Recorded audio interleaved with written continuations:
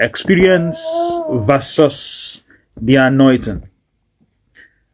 The experience in this context refers to human wisdom, human strategy, human observation, human principles, while the anointing in this context refers to other variables, other variants of it, such as the leading of the Spirit, the move of the Spirit, divine instructions, divine leadings. Now, I wrote some things down here to share. Experience and the anointing are usually opposed to each other. They are usually, not always, usually opposed to each other. This is because even though God leads people along similar lines, along similar biblical patterns, yet in unique ways,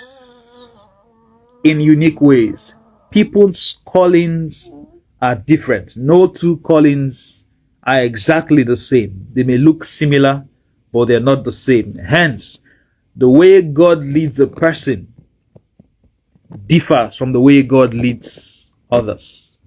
So, peradventure, a man is established, let's say a believer or a non-believer, established in business, established in ministry, through a certain path, being led of God, being led by principles, and now established and successful.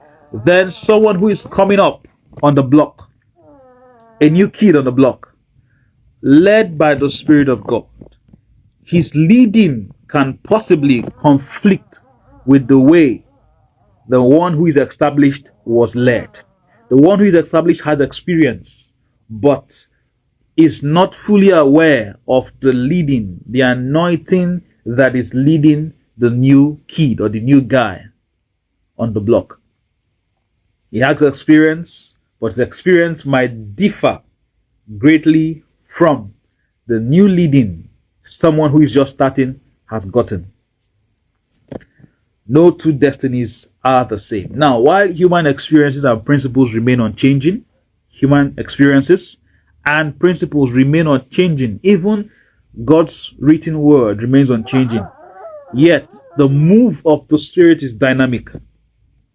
The move of the Spirit is dynamic. It is particular with dispensation. It is particular with people. It is particular with dispensation. It is particular with people. For instance, let's consider the events that had to do with miracle in water. In Moses' case, the Red Sea parted. Then, during the tenure of Joshua, the priest had to enter the water for the waters to recede. But in Jesus' case, Jesus walked on water. So all three cases had to do with water. But the move of the Spirit in those three cases were different. So for instance, you were in the Moses era, you experienced the miracle of God dividing the sea. And then I come in the Joshua generation and I say, I feel the Lord, or I hear the Lord leading us to step into, I feel the Lord leading us to step into the waters first. If you're not sensitive as an older person, one who has had experience with God, you can dismiss the leading I have received as a younger person. If you're not sensitive, or I come in the time of Jesus and say, oh, I am Peter. The Lord asked me to walk on water. If you're not sensitive, you will tell me, no, the way God moves is that He parts the Red Sea, or we step into the water and the water will recede. We don't walk on water. Experience versus the anointing. Experience versus the move of the Spirit.